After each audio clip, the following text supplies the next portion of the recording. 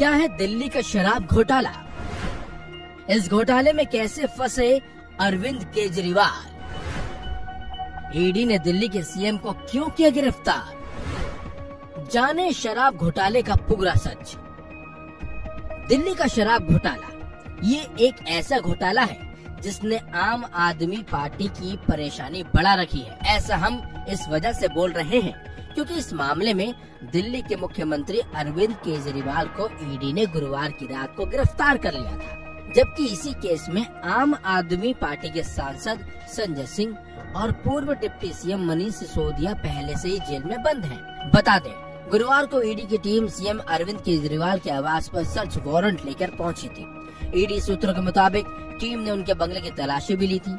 इन तमाम घटनाक्रमों के बीच अब ये भी जानना जरूरी हो जाता है कि आखिर शराब घोटाला है क्या, नई शराब नीति क्या थी और इसमें किस तरह से भ्रष्टाचार के आरोप आम आदमी पार्टी पर लगे हैं। तो आपको बता दें कि आखिर दिल्ली की शराब नीति थी क्या।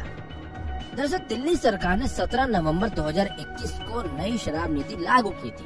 इस नीति के तहत राजधानी को 32 जोन में बांटा गया और हर जोन में 27 दुकानें खोलने की बात कही गई। इस तरह से पूरी दिल्ली में 849 शराब की दुकानें खोली जानी थी। इस नीति के तहत सभी सरकारी ठेकों को बंद कर सभी शराब की दुकानों को प्राइवेट कर दिया गया, जबकि इससे पहले दिल्ली में शराब की 60% दुकानें सरकारी और 40% प्राइवेट दुकानें थी। नई नीति लागू होने के बाद सभी 100% शराब की दुकानों को प्राइवेट कर दिया गया। दिल्ली सरकार ने इसके पीछे तर्क दिया कि इससे 3500 करोड़ रुपए का फायदा होगा।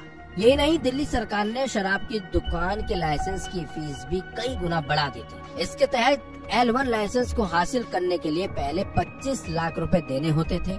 नई नीति लागू होने के बाद उसके लिए ठेकेदारों को 5 करोड़ रुपए चुकाने पड़े। इसी तरह से अन्य कैटेगरी के लाइसेंस की फीस भी जरूरत से ज्यादा बढ़ा दी गई। इसके बाद सरकारी राजस्व में भारी कमी होने का आरोप भी लगा।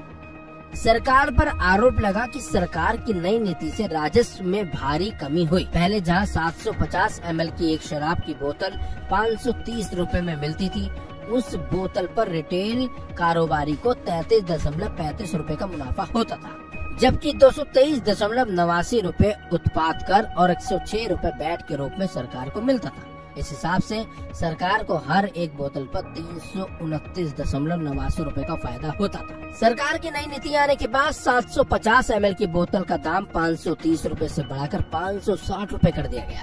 इससे रिटेल कारोबारी का मुनाफा 33.35 से बढ़कर सीधे 363.27 रुपए पहुँच गया।